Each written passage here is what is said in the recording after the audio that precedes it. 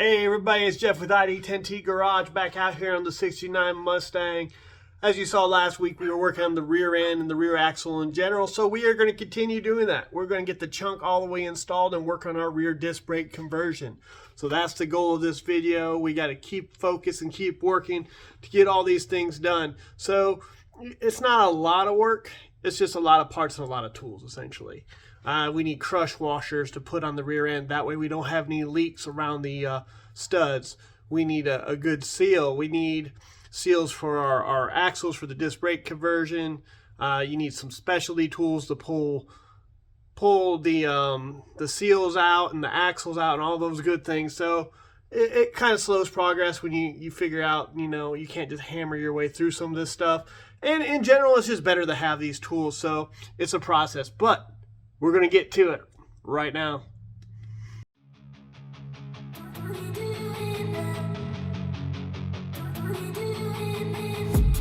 I've been dreaming on in my head like I've seen it. A life worth living is a life with meaning. I'll do what I love till my heart stops beating. I'm feeding this demon. Got a taste, can't erase bitterness in my face. Work a job every day till your dreams fade away. Like a card, never change, play the game that we say. Hey everybody, we're back out here about to get this chunk the rest of the way out of the car. So that's what I'm going to focus on here. Get the chunk out, then probably try to get the rest of the fluid out there. I've got a little suction pump to try to get all of that out there, get that cleaned up. Then we'll start cleaning off our flange and everything like that to get prepared for the new seal and the new chunk. So that's what we're about to do. So.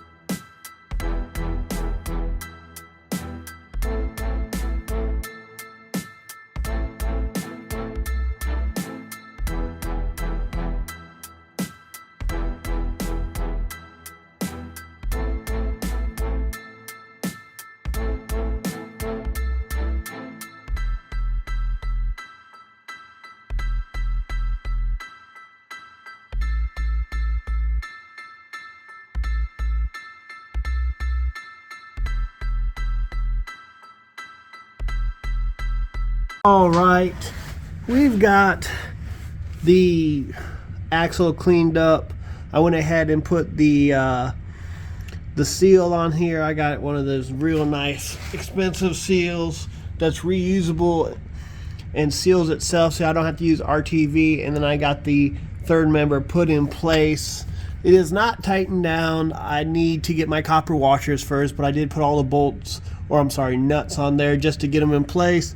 And then we'll put our copper washers on, and then once we get those on there, we'll tighten it down and get it all torque spec'd into place. But I cleaned all the gear oil out of this. This thing does have a oil fill on it, so that's a good thing about this third member. So a lot of you might have noticed I mentioned that a lot of them don't. Well, they don't, because it depends. Everything's mixed and matched. These are old cars. So earlier 60s models had a fill on the axle housing, whereas 67 and up, if I believe the date range is correct, had them on the third member. So if you have a mix match car, which a lot of us do, you'll have a third member that doesn't have a fill plug and a axle housing that doesn't have a fill plug, which then gives you an 8-inch rear end without a fill plug. So there's issues there, but I have a fill plug, so I'll be able to put everything together, no problems, and fill it once the axles are on there. But just wanted to point that out right real quick. I need to start cleaning more stuff up. I ordered the disc brake conversion. It's going to be here this weekend, so hopefully I'll be working on that. So I'll have to get these drum backing plates off and clean up those and prepare them for that. But hey, making progress. Got that third member sitting in place, ready to be installed. Yet again, it's a 355 Posi. You can see that it's all labeled by the guy that put it together. Excited to get that in. Hey, back out here, guys. About to get to work. I've got my crush washers now, so I'm gonna go ahead and get the third member installed. We're gonna torque it to 30 foot-pounds. It's a range generally on these 8-inch rear ends from 25 to 35, so I like to go in the middle, go to 30. And I got a nice little guide here. So the lube locker, and I'll try to show you guys this, has a diagram with your order. So it's just an order to put torque them in to get it to the maximum levelness, I guess, or your even pressure on it, so it prevent leaks and so on. So that's what we're going to do. So time to get to it.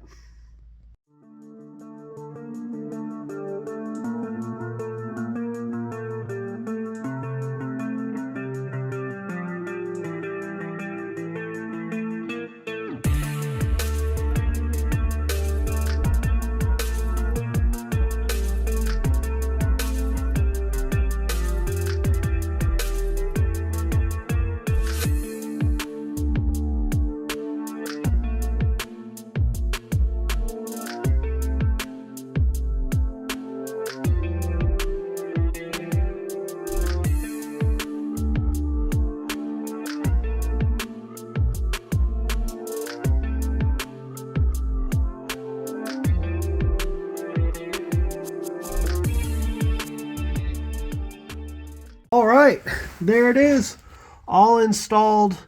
Everything's secure. Unfortunately, one of the nuts was stripped out, so I had to borrow one of the nuts from the axle flange. So I'll have to go get some more nuts for that part, but glad to have that done. It's secured in place, 30 foot-pounds on each one of those 10 bolts. And now we can start working on the disc brake conversion. So that's what we're about to do. I'm about to pull out the instructions and check this out. Pretty simple. I mean, pretty straightforward. I've done it before. On these rear ends, it's basically a couple extra flanges or there's a spacer, and then a couple adapter plates so you can mount your calipers and stuff. So we'll get to work on that. Basically, I'm gonna, I have to move this thing out of the way. So we got 4 bolts here that I need to remove. This whole backing plate will come off, and then we'll put our brackets and stuff on there with the spacer and everything. So we have to kind of figure out what we're going to do with the actual brake line, because basically, if I remember correctly, it comes on with a weld-on piece that I'll weld onto the axle that will hold the actual brake line. So it has one of those rubber lines like you do with your disc brakes that'll go on the one spot, and then they'll have the little U-shaped hold pieces to hold it in place on that little bracket. So yeah, I'm just gonna get that out and see which order it goes in and make sure I put it in the right direction and go from there. Let's get to it.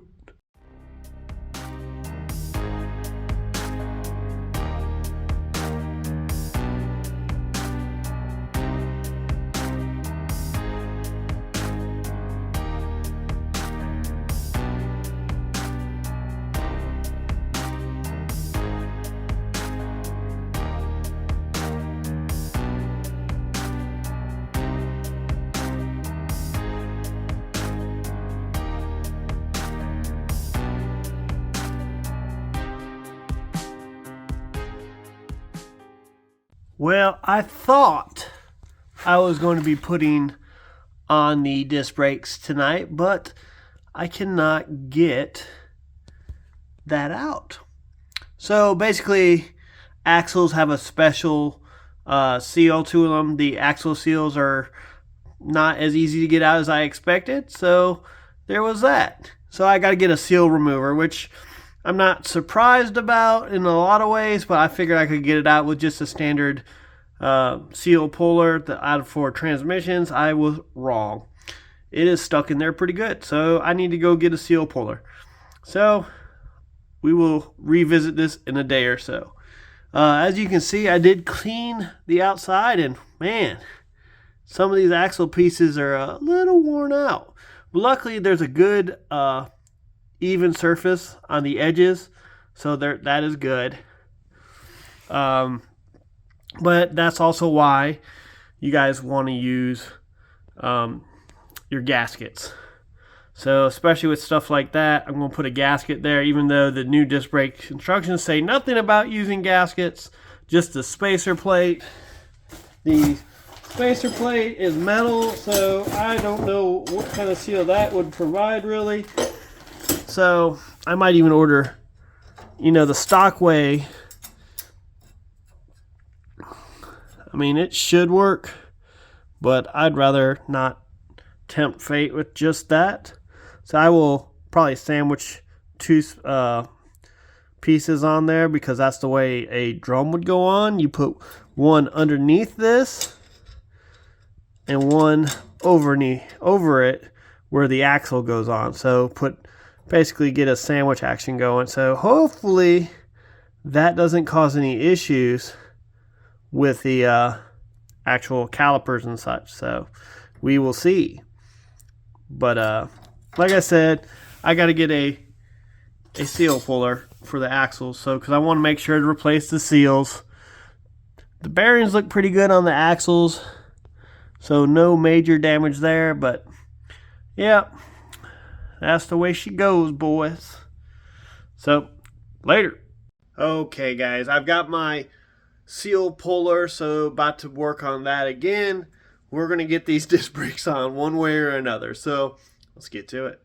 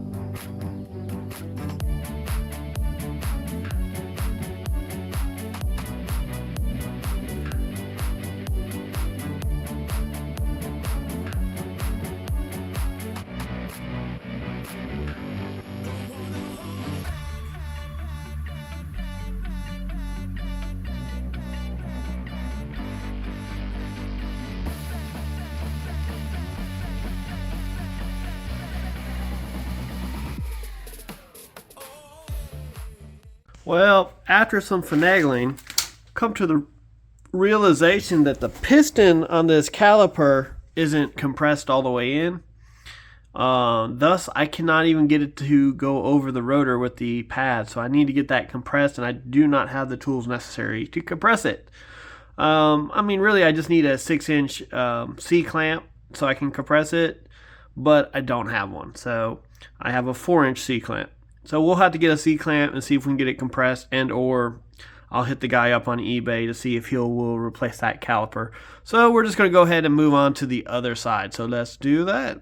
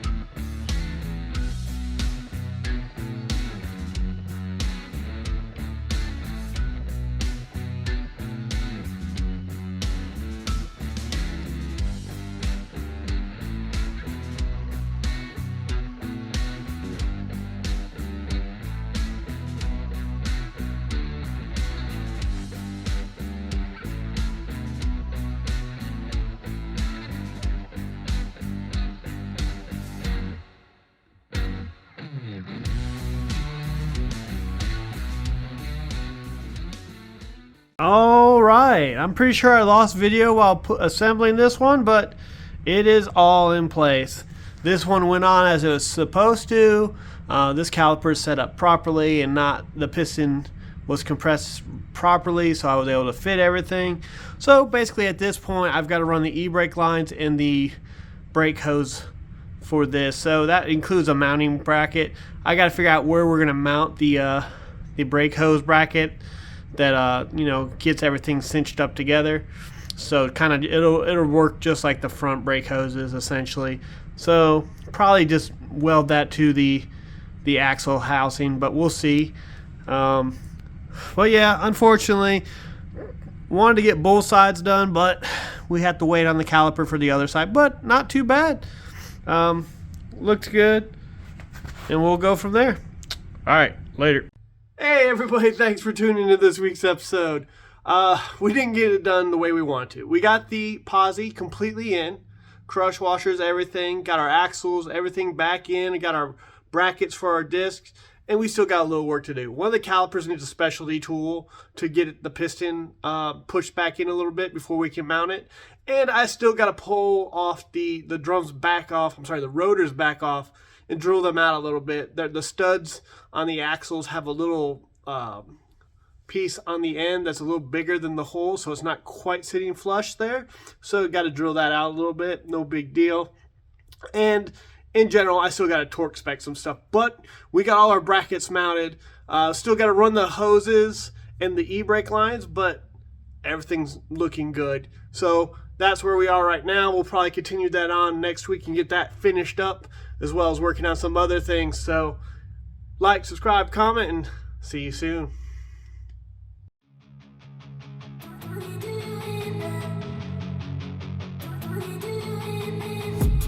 I've been dreaming on in my head like I've seen it. A life worth living is a life with meaning. I'll do what I love till my heart stops beating. I'm feeding this demon. Got a taste, can't erase bitterness in my face. Work a job every day till your dreams fade away. Like a card, never change, but